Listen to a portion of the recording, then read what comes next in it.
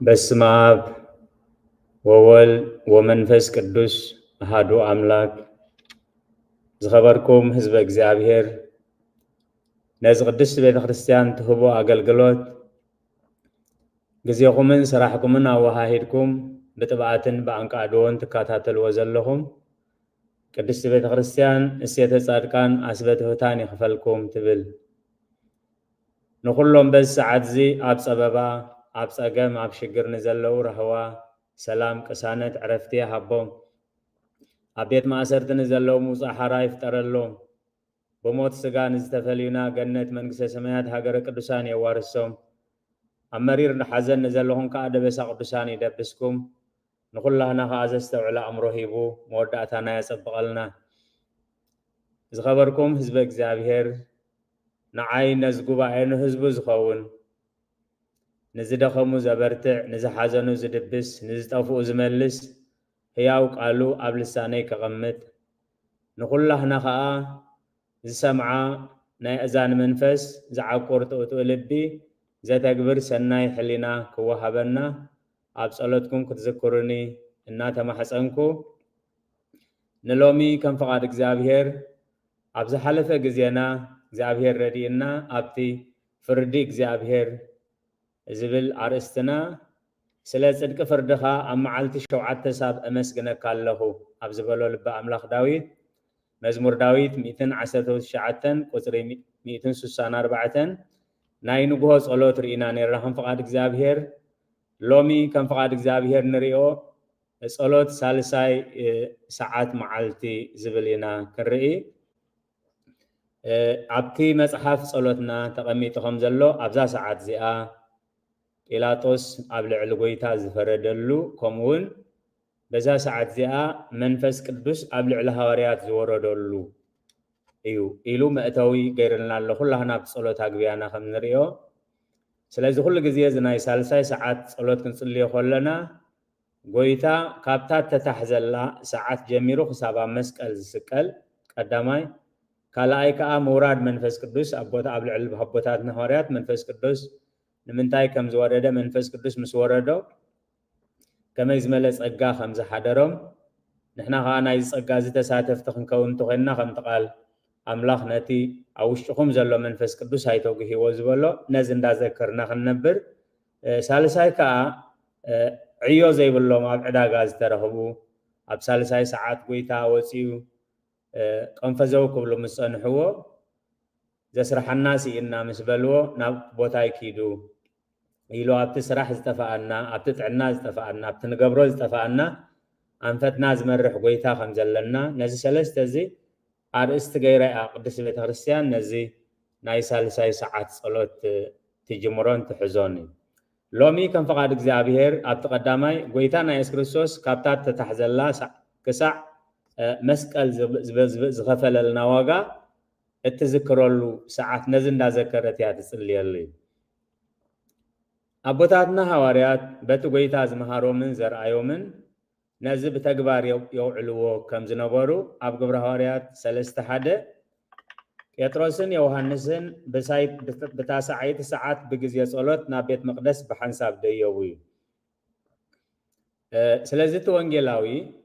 እቲ ሰዓታት ግዜያት ቀዳማይ ሰዓት ንጉሆ ሳልሳይ ሻድሻይ ሰዓት ክንብል ከለና ጎይታ ኢየሱስ ክርስቶስ ዝመሃሮም ሃዋርያት ብተግባር ዝገበርዎ ተግባር ጥራይ ዘይኮነ ከዓ ኣብዚ ሰዓት እዚ ነቲ ልዕሊ 40 ዓመት ዝኸውን ብልሙሱ ዝተወልደ ዝሕወይሉ ዓበይቲ ተኣምራት ዝተገብረሉ እዩ ናይቲ ሰዓታት ጥራይ ዘይኮነ። ስለዚ ኣብዚ ሰዓት እዚ ጎይታ ካብ ዝተታሕዘሉ ኩላህና ከም ንፈልጦ ለይቲ እዩ ብዘይ ሕጊ እዮም ሒዞሞ ሰብ ሕጊ ክመስሉ ግን ኣብዚ ሰዓት ዝምስኣኸለ ናብ ቤት ፍርዲ ናብ ጲላጦስ ኣቕሪቦሞ ማለት እዩ። ብዛዕባ ነተሓሕዙ ዝምልከት ኣብ ማቴዎስ 26:55 እንታይ ይብል? ሽዑ ጎይታ ኢየሱስ ነቶም ህዝቢ በሎም ከም ንኸታርዶ ኣስያፍን ኣባትርን ሒዝኩም ክትሕዙ ንመጻእኹም ዕለት ዕለት ኣብ ቤት መቅደስ እናመሃርኩም ምሳኻትኩም ተቐሚጠ ነይረ ኣይሓስኩምንኒ። ኣብ ሕጊ ዓለም ይኹን ኣብ ሕጊ መንፈሳዊ ሕጊ ሰብ ኣብ ዝደለየሉ ግዜ መጀመርያ መፀዋዕታት ዘደሉ ካልኣይ እውን መፀዋዕታት ዘደሉ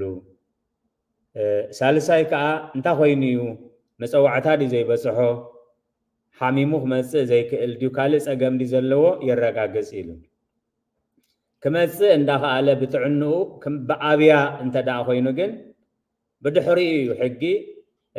ዝምልከቶም ናይ ሕጊ ሰባት ሒዞም ካብ ዘለዎ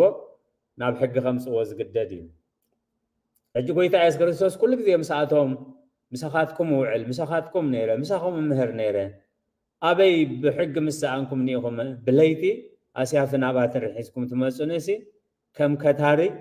ኣስያፍን ኣባትርን ሒዝኩም ክትመፁኒ ስለዚ እንታይ እዩ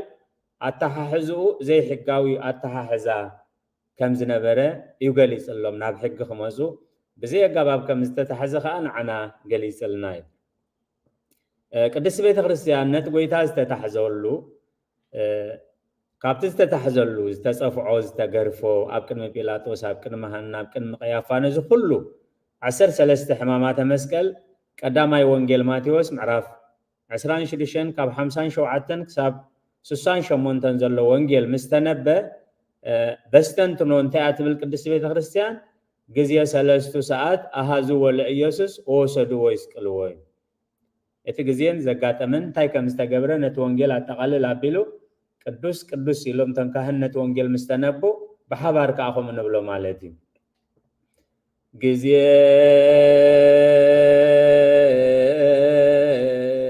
ሰለስቱ ሰዓት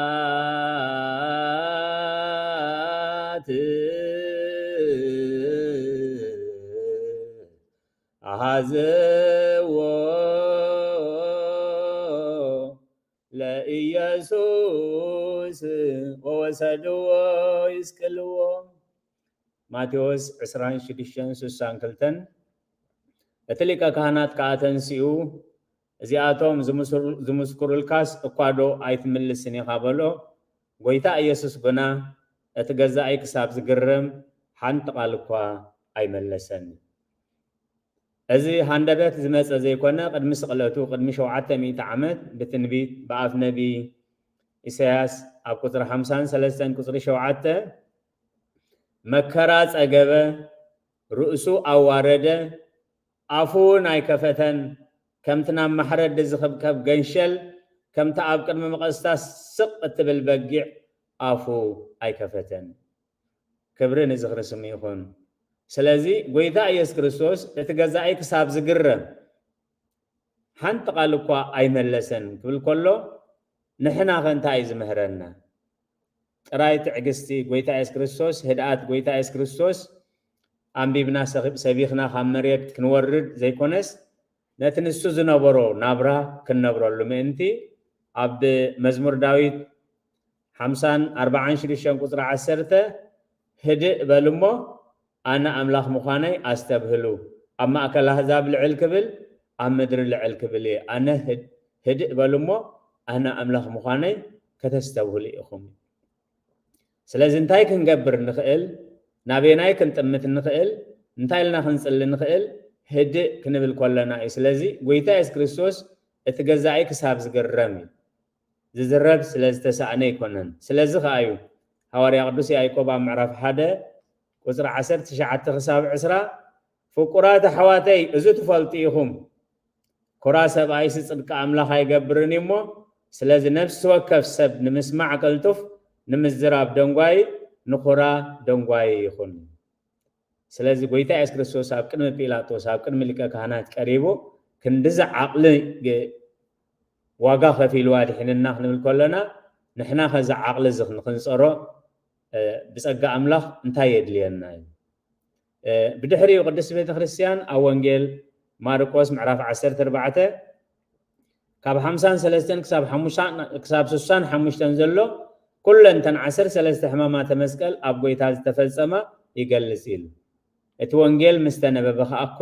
ኩሎም ተመገልገልቲ ግዜ 3 ሰዓት ቀሰፎ ጲላጦስ ለኢየሱስ ወሰድዎ ይስቅልዎ ግዜ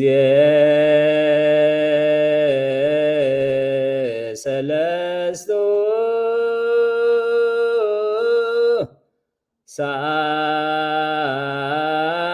ሰዓት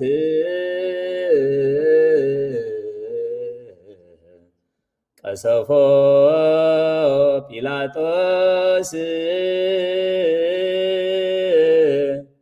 ለኢየሱስ ወሰድዎ ይስቅልዎ ቅዱስ እግዚአብሔር ቅዱስ ሕያው ዘኢይመውት ማርቆስ 14:65 ሓያሎ ድማ ጡፍ ክብልሉ ጎፁ ኣጎልቢቦም ኮግስጥዎ ተነበዩን ክብልዎ ጀመሩ እቶም ገላው ድማ እናፀፍዑ ወሰድዎ ንዓይን ንዓኹምን ንዓይን ንዓኻን ንዓይን ንዓኽን ንኹላህና እዚ ዋጋ እዚ ተኸፊሉልና ጡፍ ክብልሉ ጎፁ ኣጎልቢቦም ኮግስጥዎ ተነበዩን ክብልዎ ጀመሩ እቶም ገላው ድማ እናፀፍዑ ወሰድዎ እዚ ኣብ ሓዲስ ኪዳን ከነንብብ ከለና ኣብ ብሉይ ኪዳን እቲ ትንቢት ከመይ ተዋሂቡ ነይሩ ብብሉይ ኪዳን ተጀሚርና ከዓ እቲ ትንቢት ከመይ ተፈፂሙ ምስ በልና ሎሚ እዚ ቃል ዝፍፃመ እዚ ምስ ሂወተይ ከንታይ ይመስል ኢና ክንርኢ ኣብ ኢሳያስ 5:6 ዘባነይ ንገረፍቲ ምዕጉርተይ ከዓ ንነፀይቲ ፀጉሪ ሃብኩ ገፀይ ድማ ካብ ፀርፍን ጡፍ ምባልን ኣይከወልኩን ኢሉ ክብሪ ንዝኽሪ ስሙ ይኹን ግዜ ረኺብና እዚ ምዕራፍ 50 ተንቢብናዮ ቅድም ዝኾነ መልእኽቲ ይሒዙ ዘሎ ዝባነይ ንገረፍቲ ምዕጉርተይ ከዓ ንነፀይቲ ፀጉሪ ሃብኩ ገፀይ ድማ ካብ ፀርፍን ጡፍ ምባልን ኣይመለስኩን ክብሪ ንዝኽሪ ስሙ ይኹን እዚ ኣብ ጎይታ ዝተፈፀመ ሰለሞን ኣብ መክብቡ ኣብ መክብብ ምዕራፍ 5:8 እንታይ ኢሉሎ ካብቲ ልዑል ስልዕል ዝበለ ዝጥምት ኣሎ ካብቶም ልዕል ዝበሉ ከዓ ኣለዉ እሞ ካብኣቶም ልዕል ዝበሉ ከዓ ኣለዉ እሞ ድኻ ክጥቃዕ ኣብ ሃገር ፍርድን ፅድቅን ክዕመፅ እንተረኣኻ ኣይትገረም ጎይታ ኢየሱስ ክርስቶስ ከዓ በዚ ከምዚ ከይንግረም እዩ ኣብ ጥሉል እኳ ኣብዚ ዝገበሩሲ ኣብ ንቑፅ ደኣ እንታይ ክገብሩ እዮም ንኢየሩሳሌም ከልቀልሰላ ከሎ ኣብ ጥሉል ከምዚ ካብ ገበሩስ ኣብቲ ንቑፅ ደኣ ስለዚ ድኻ ክጥቃዕ ኣብ ሃገር ከዓ ፍርድን ፅድቅን ክዕመፅ እንተረኣኻ ኣይትገረም ክብሪ ንዝኽሪ ስሙ ይኹን ብድሕሪኡ ወንጌል ሉቃስ ምዕራፍ 22 ካብ 63 ክሳብ 71 ምስ ተነበ ግዜ 3 ሰዓት ኣህየወሎሙ በርባናሃ ወወሃቦሙ ኢየሱስ ይስቅሉ ይብል ግዜ 3 ሰዓት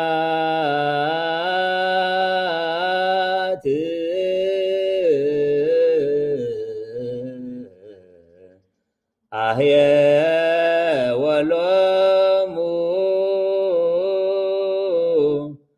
በርባንሃ ወወሃቦሙ ኢየሱስ ይስቅሉ ቅዱስ እግዚአብሔር ቅዱስ ኃያል ቅዱስ ሕያው ዘኢይመውት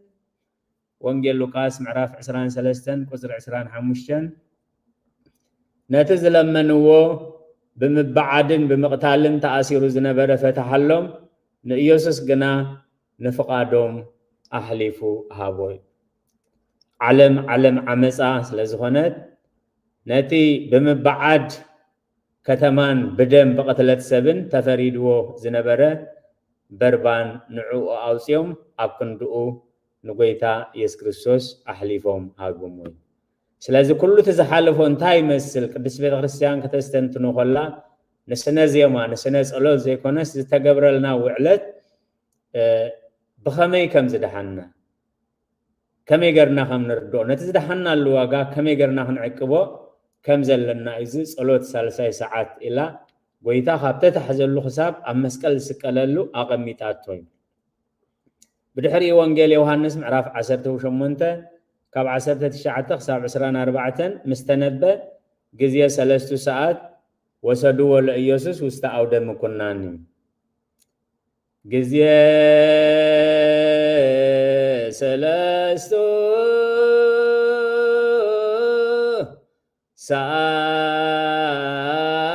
ሰዓት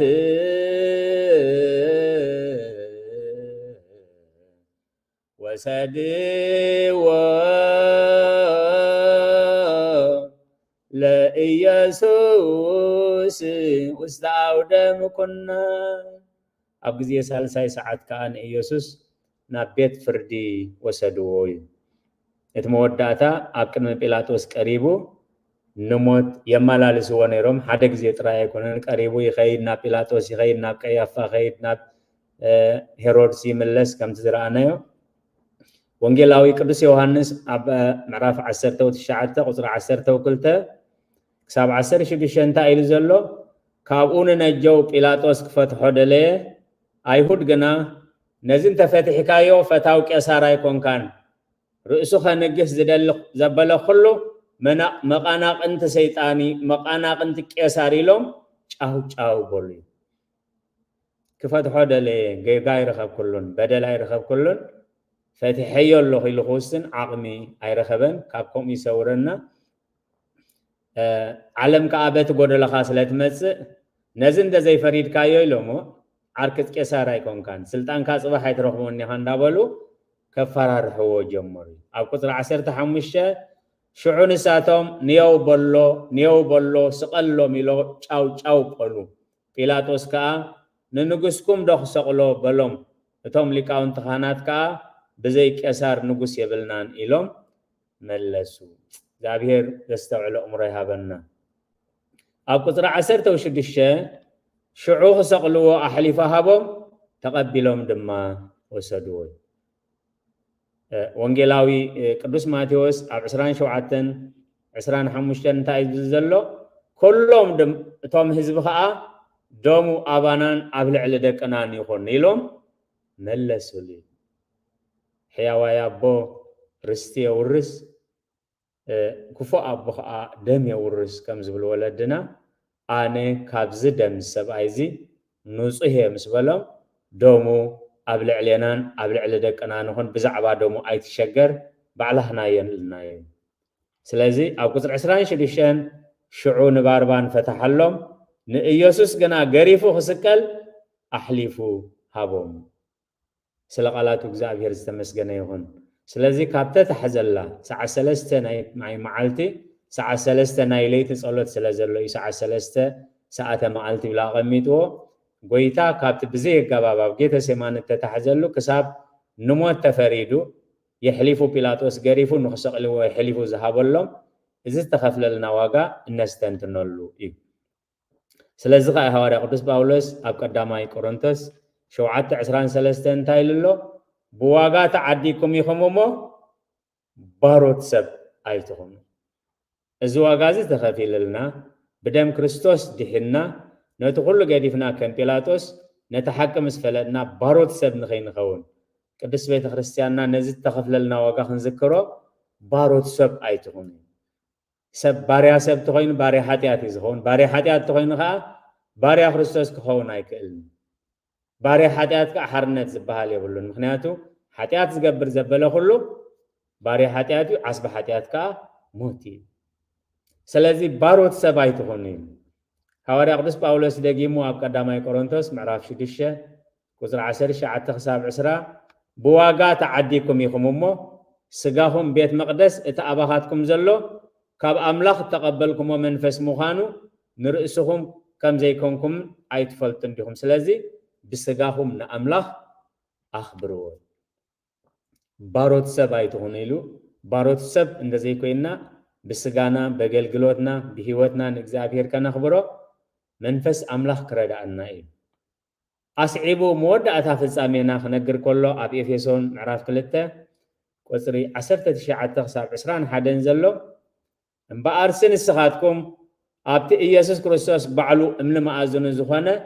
መሰረት ነቢያትን ሐዋርያትን ዝተነደቕኩም ደቂ ዓዶም ንቅዱሳን ስድራ ቤት ኣምላኽ ኢኹም እምበር ኣጋይሽን መጻእተኛታትን ኣይኮንኩምን እዩ። ኣብኡ ብዘሎ እቲ ህንፃ ብጎይታ ቅድስቲ መቅደስ ምእንቲ ኸውን እናታት ኣሳሰረ ዓቢ ንስኻትክሙ ናብኡ محدر أملاخ بمنفس كتكونو حبيركم تهنس اللهم نسخاتكم ونابو محدر أملاخ أنت كتكونو بمنفس قدس حبيركم تهنس اللهم أبتبع له قويتا إسكريستوس ابن ما أزنو زخونة مسرت نبياتنا هوارياتنا زتندقكم دك عدوم نقدسان سدرا بيتنا أملاخيكم سلازي من يوم زوم دك عدوم نقدسان نتي استقبر اللهم عمسكال استقبر اللهم وعلت نتي أبس سعاد استقبر اللهم وعلت نازكرو نأملاخ كابز خبرو أبنتاويا نابوتات لومي قدس بيت خريستيان بخبرة تذكره ناي قدس ميكائيل عمتاو زخر تذكر اللهم هواريا ماتيوس ذكرلو كمون لقاپاسات بيتروسن نحق بعلت بيتون بخبر ذكرلو لومي 12 تقمتي عرفتو ان بيتروس يللو مالتي 12 مغابيت كا استريوتا دنگلنا هوي ቅዱሳነት ጎይታ ዝኸፈለሎም ዋጋ ክኸፍሉ ኩሉ ነገር ክኸፍሉ በሐጎስ ክኸፍሉ ህይወት ክኸፍሉን በሐጎስ ክኸፍሉ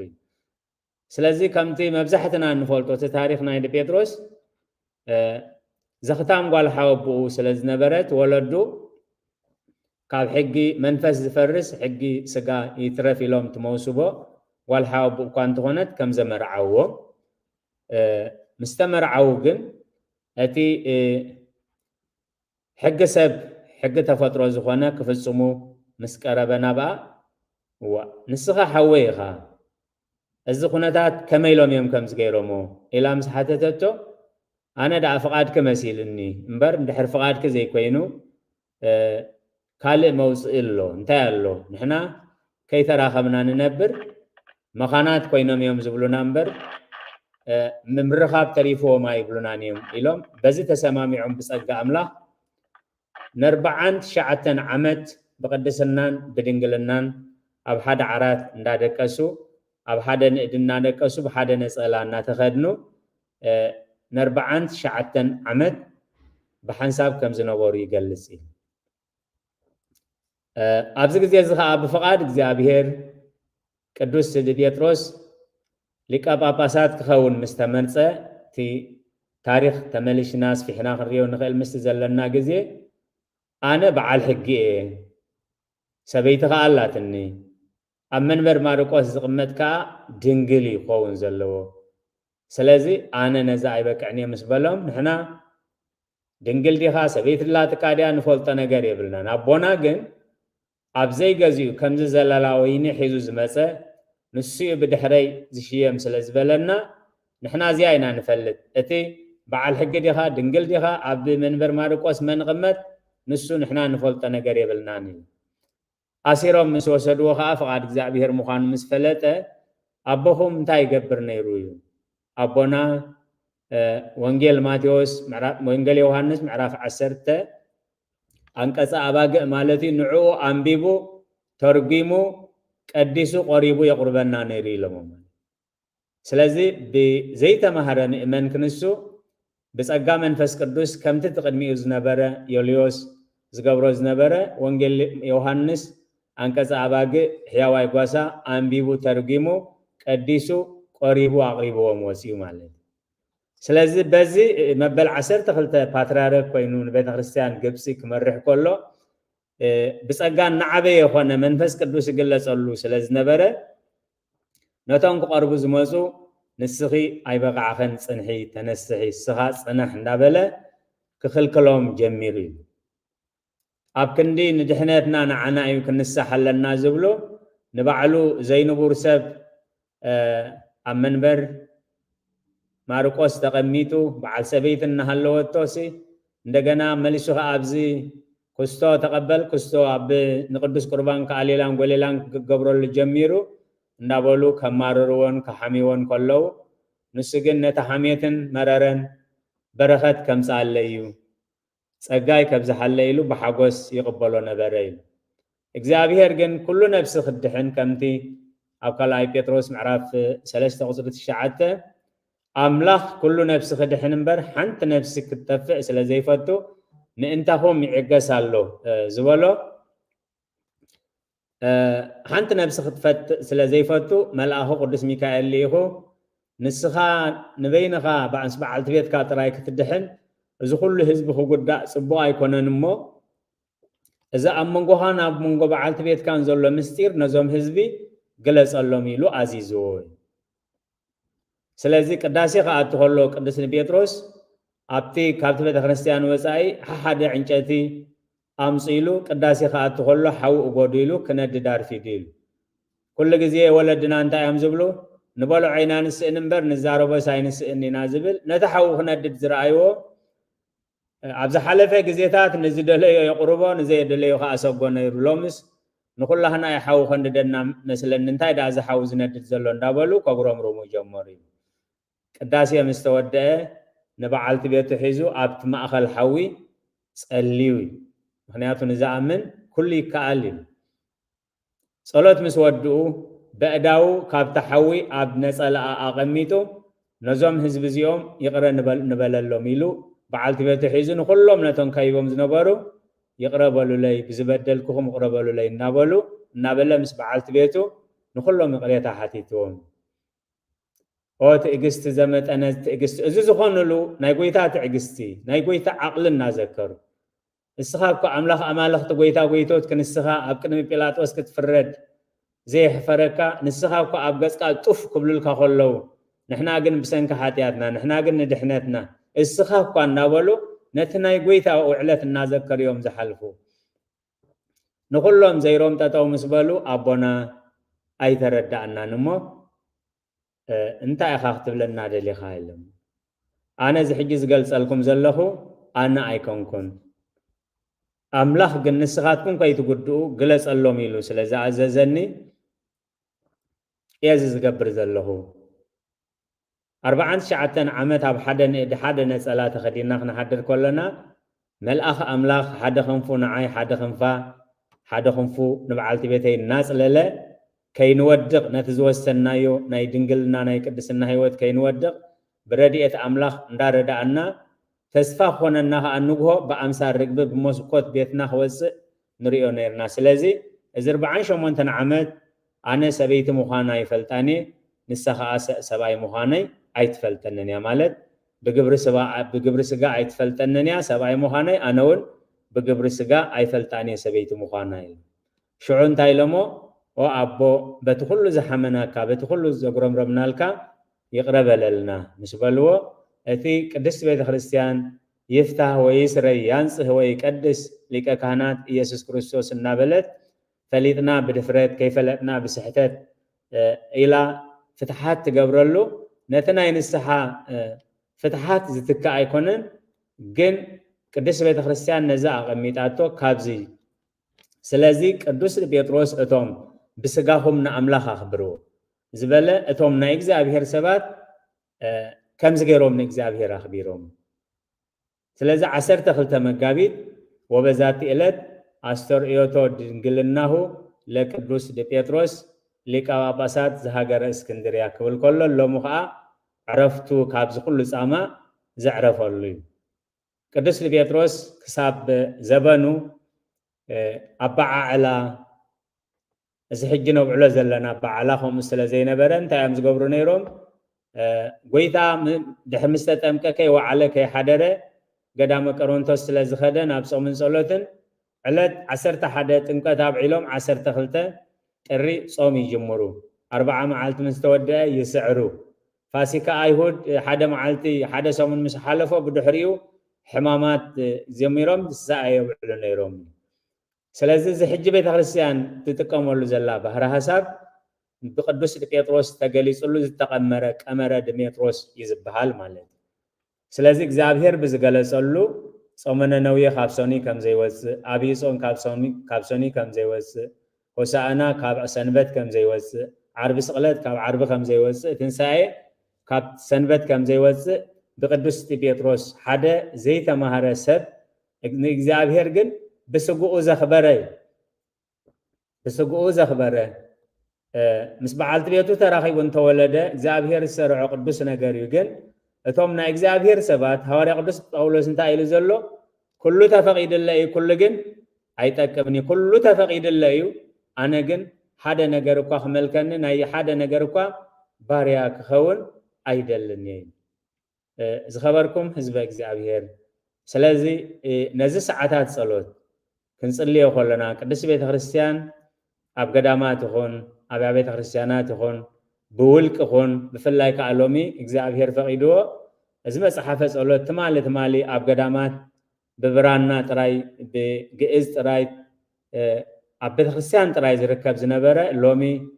ኣብ ነፍሲ ወከፍ ገዛ ኣብ ነፍሲ ወከፍ ሰልፎን ኮይኑ ክንረኽቦ ምኽኣልና ክብሪ ምስጋና ንዕይኹን ብመጠን ተዝረኸብናዮ ኣገልግሎት ከዓ ነፍሲ ወከፍቲ ጎይታ ዝሓለፎ እቶም 13 ሕማማተ መስቀል ዝበሃሉ ካብ ጎይታ ዝተታሕዘላ ክሳብታት ተሰቕለላ ዘላ ግዜ እየን ስለዚ እዚ ዋጋ እዚ ተኸፊልልና ነዚ ዋጋ እዚ ስለ ዝተኸፍለልና ኢኻ ብዋጋ ተዓዲኩም ኢኹም እሞ ባሮት ሰባት ኣይትኾኑ ብዋጋ ተዓዲኩም ኢኹም እሞ ንጎይታ ብስጋኹም ኣኽብርዎ እዩ ስለዚ ከነኽብሮ ከለና ንቋማመተሉ ከዓ ኣብቲ መሰረት ጎይታ ኢየሱስ ክርስቶስ ዝተነደቕኩም ዝተሃነፅኩም ኢሉ ደቂ ዓዶም ንቅዱሳን ስድራ ቤቱ ንኣምላኽ ኢኹም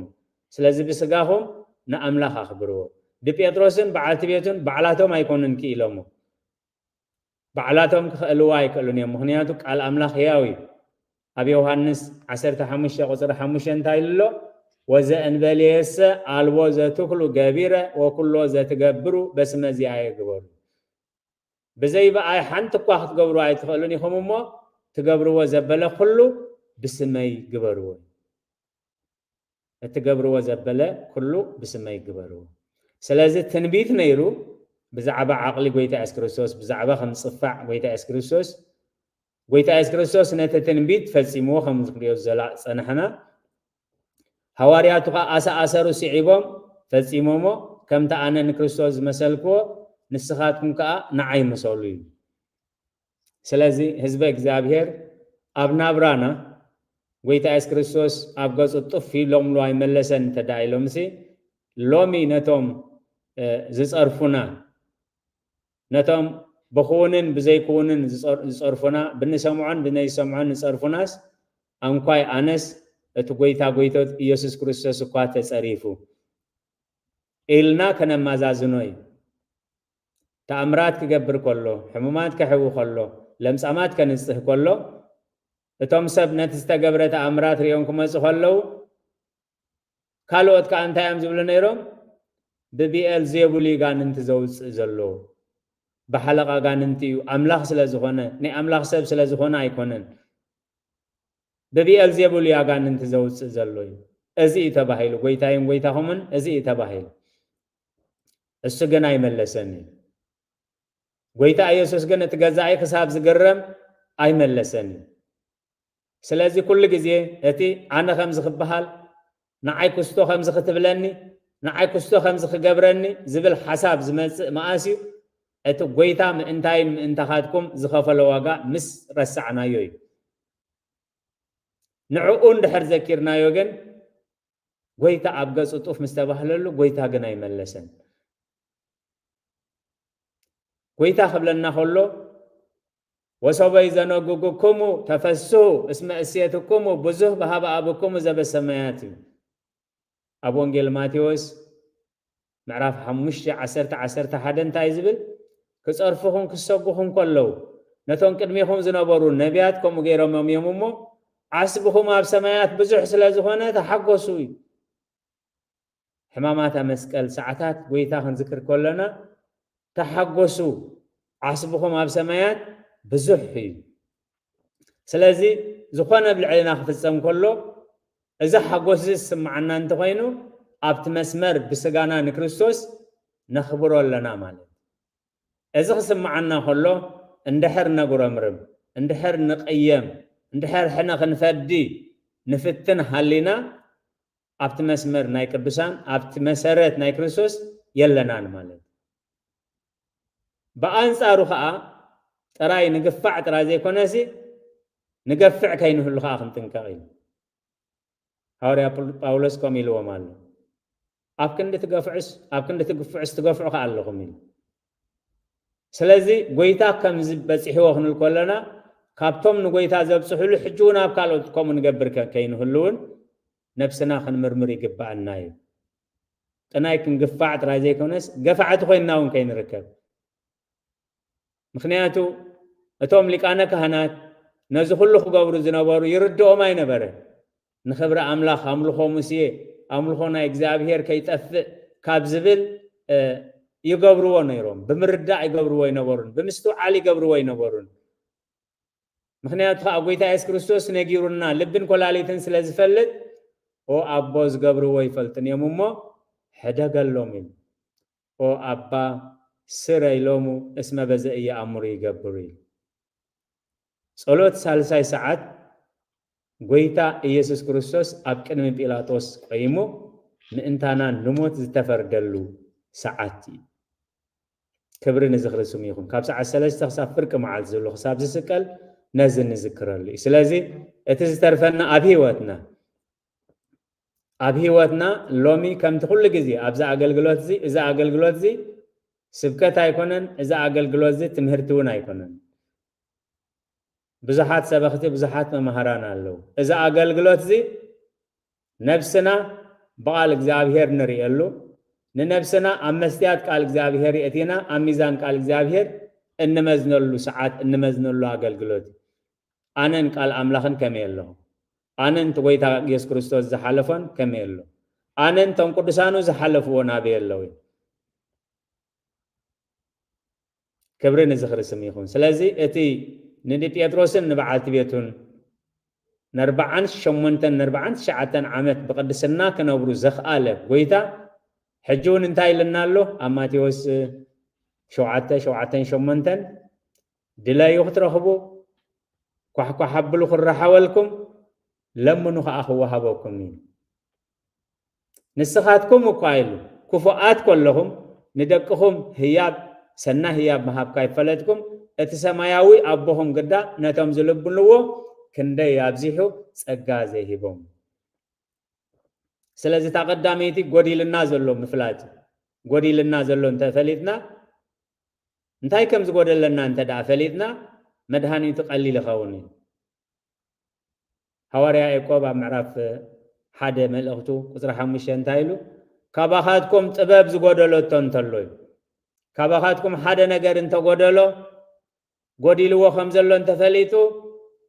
ነቲ ከየስተሓፈረ ብልግሲ ዝህብ ኣምላኽ ይለምኖ እሞ ክወሃቦ እዩ ካባኻትኩም ጥበብ እንተጎደለቶ ካባኻትኩም እዚ ጎዲልኒ ዝብል ተልዩ ነቲ ከየስተሓፈረ ዝህብ ኣምላኽ ይለምኖ እሞ ክወሃቦ እዩ ስለዚ ልብና ይቅየም ዲ ዘሎ ኣምላኽ መሓርቲ ኹኑ ኢልካና ኢኻ ኣይትቀየሙ ኢልካና ኢኻ ልበይ ግን ቂም ይሕዛ ኣሎ እሞ ነዚ ብልበይ ዘሎ ቂም ክጉሕፎ ሓይሊ ሃበኒ ጥበብ ሃበኒ ጸጋ ሃበኒ እንተዳ ኢልናዮ ቃሉ ህያዊ ለምን ክወሃበኩም እዩ ምስቲ ናህና ኣነጻጺሩ ንደቅና ንሓስበሎም ሓሳብ ልዕሊቲ ንሕና ንሓስቦ ደቅና ክመሃሩ ንደሊ ደቅና ክጥዕዩ ንደሊ ደቅና ብዝብጻሕ ክበጽሑ ንደሊ ሞት ሰማያዊ ቦና ኸዳ ንስኻትኩም እኳ ክፉኣት ክንስኹምሲ ንደቅኹም ሰናይ ህያብ መሃብ ካብ ፈለጥኩም እሱ ደኣ ብባህርዩ ሰናይ እንድዩ ክብሪ ንዝኽርስም ይኹን ስለዚ ልበይ ይቕየማሎምዎ ኣምላኽ ቂማ ርሕቐለይ ልበይ ይንፋሓሎምዎ ኣምላኽ ትዕቢት ኣርሕቐለይ ልቢ ኣምላኽ ዳዊት ከምኡ ዝብል ነይሩ ኣብ መዝሙር ዳዊት 19:7 ጀሚሩ ሕጊ እግዚአብሔር ፍጹም እዩ ልልቢ መልሳ እንዳበለ ምስከደ ንባርያኻ ካብ ትዕቢት ሓልዎ ኣብ ልዕለይ ከይስልጥኑ ንዕገቶ ሽዑ ሙሉእ ክኸውን ካብ ኣበሳውን ክድሕኒ እዩ ንባርያኻ ካብ ትዕቢት ዕገቶ እዩ ኣድሕኖ እዩ ሎሚ ትቐንዲ ንሕና ዘይነስተውህለሉ ትዕቢትን ኣነንነትን ኣነ ካብ መንኢሰ መን ኮይኑ እዩ ዝኸም ዝብለኒ መን ኮይኑ እያ ዝኸም ዝትብለኒ እዚ ኩሉ ንብሎ ከዓ ናብቲ ስቑል ስለ ዘይንጥምዝ ናብቲ ስቑል እንድሕር ጠሚትና እቲ ንሱ ዝሓለፈ ዋጋ እንድሕር ዘኪርና ሐዋርያ ቅዱስ ጳውሎስ ናብቲ ተሰቕለ ምጥማት ንሰብ ገላትያ እቲ ቀንዲ ናብ ዕሽነት ዝመልሶም ዝነበረ ብመንፈስ ጀሚሮም ብስጋ ዝውድእሉ ዝነበረ ናብቲ ስቑል ክርስቶስ ስለ ዘይጠመት እዩ ስለዚ እቲ መፍትሒ ከዓ ንሱ ምዃኑ እዩ ነጊርዎም ንሱ ስለ ዝኾነ ከዓ ዋጋ ክኸፍለሎም ስለ ዝነበሮ ነቲ ስቑል ክርስቶስ كساب تمتو نتتسقل كريستوس كساب تريسي كم حمام حرسي يسعر لكم الله كبري نزخر السمي يخون سلازي زخبركم حزب እግዚአብሔር ጸሎት ሳልሳይ ሰዓት መዓልቲ ኢላ ቅድስት ቤተ ክርስቲያን ነቲ ጎይታ ኣብ ልዕሊ ኣብ ቅድሚ ጲላጦስ ቆይሙ ዝተወሰነሉ ውሳኔ ኣብኡ ክበፅሕ ግን እቲ 13 ሕማማተ መስቀል ዝፀረልና ኣክሊለ ሶግ ተኮርኦ ርእሲ ተፀፍኦ መልታይት ተኣስሮ ድህሪት ተቀስፎ ዘባን ሰሪበ ሃሞት ሰሪበ ጉን ተስህቦ በሃብል ዝብሉ እቶም ጎይታ ዝተቀበሎም ኣቦታትና ኣብ መዝገበ ሃይማኖት እንታይ ኣሚሎም ዘለው ነዚኦም ዘይፈልጥ ኣብ ምስጢረ ስጋውየ ምስጢረ ሃይማኖት ኣበው ነዚኦም ዘይፈልጥ ነቶም ጎይታ ዝተቀበሎም ዋጋ ዘይፈልጥ ክርስቲያን ክብል ኣይክእልኒ ኢልወሎ ስለዚ እግዚአብሔር መስገን ንሕና ሎሚ ሰዓብቲ ጎይታ ክንከውን እትቃል ንዑ ይዝምህረና ዘሎ ሰዓብቲ ጎይታ ክንከውን እሞ ከም ፈቃዱ ክንመላለስ እግዚአብሔር ይርዳአና እግዚአብሔር ይደግፈና ኩሉ ግዜ ሰዓታት ጸሎት ሰዓታት ኢልና ክንዝክር ኮለና እታ ጎይታ ኣብ ገጹ ጡፍ ዝበሉላ ጥራይ እንተዘኪርና ካልእ መግረፍቱ ካልእ ጸርፉ ካልእ ወርዶትሲ ጎይታ ኣብ ገጹ ጡፍ ከም ዝበሉሉ ጥራይ እንተዘኪርና ንምንታይ ንዓይ ክስቶኸም ዝተብለና ኣይንብልን ኢና ቅዱስ ኣቦና መቃርዮስ በረኸቶም ምስ ኩላህና ይሕደር ጻጸ ምስ ነኸሰቶምሲ ነታ ጻጸ ቀቲሎም ኣብ ጸሎት ምስኣተው ግን እንታይ ኣሚሎም ንሳ ነኺሳትና ኣነ ቀቲለያ ኢሎም ጎይታ ኢየሱስ ክርስቶስ ግን ክቀተሎም እናኸኣለ ክሕዝዎ እንዳመፁ ክገርፍዎ ከለዉ እዚ ኣይገበረን ስለዚ እንታይ እዮም ገይሮም ኣብቲ ጎሞዳ ሽሾ ዘለዎ ኸይዶም ጥራዮም ኮይኖም ሓብትኹም ቀቲለልኩም እዮም እሞ ኢሎም ክነኽስዎም ክሳብ ከምዝቶም ቅዱሳን እግዚአብሔር እንታይ እዮም ዘኪሮም ንሳን ስለዚ ነኸሰትንስ ክቐትላ ኣይነበረንን ኢሎም ንሕሊኖም ስለዚ ህይወትናን መገድናን መርምር እሞ ናብ እግዚአብሔር ንመለስ ከም ዝብል ክብሪ ንዝኽርስሙ ይኹን እዚ ሰዓታት እዚ ጎይታ ካብታት ተታሕዘላ ክሳብ ተሰቐለላ ንዝክረሉ ጸሎት ሳልሳይ መዓልቲ እናበለት ብክብሪ ትዝክሮ እሞ ብግብሪ ክንሳተፎ ብግብሪ ብጸሎት ጥራይ ዘይኮነት ከዓ ብሕሊና ክነብረሉ እቲ ጎይታ ተሰቕለሉ ተወጋት ተኸፈሎ ጎይታ ተኸፍሎ ምዝካር ማለት ከዓ ከምታ ቃል ኣምላኽ ኢልዋ ዘሎ ብዋጋ ተዓዲኩም ኢኹም እሞ ባሮት ሰብ ኣይትኾኑ ኢሉ ስለዚ ባሮት ሰብ እንተዘይኮይንና ከዓ ኣብ ስጋና ክርስቶስ ክኸብር እዩ እንድሕር ኣብ ስጋና ክርስቶስ ከቢሩ ከዓ تا إفسون كلت عسرة زرعنايا أبت مسرت قويتا إس كريستوس بعلو مسرت زهونه دك عدوم نقدسان سدرابيتنا أملاك كنكون نابس أجاز خساجا قرنا إمو كبري نزخر سميخون سنيلكم سلسة معكم نتقبل وسألت كله إجزاء معكم سلقالاتو إجزاء تمسكنا يخون أجميرو زفت سمنا لولا بحري فتارينا ناي بحر مسكانا يبصحيو سأجا قويتانا مدحينا نيس كريستوسن فقراء أملاغن حبرت منفس قدسن أبصر هاسيو نابلع القدسان أبوتاتنا هواريات كم زوردة حجو نابلع لي نابلع لكلهم من عصفن دربن كوينيرت سلقالاتو إجزاء تمسكنا يخون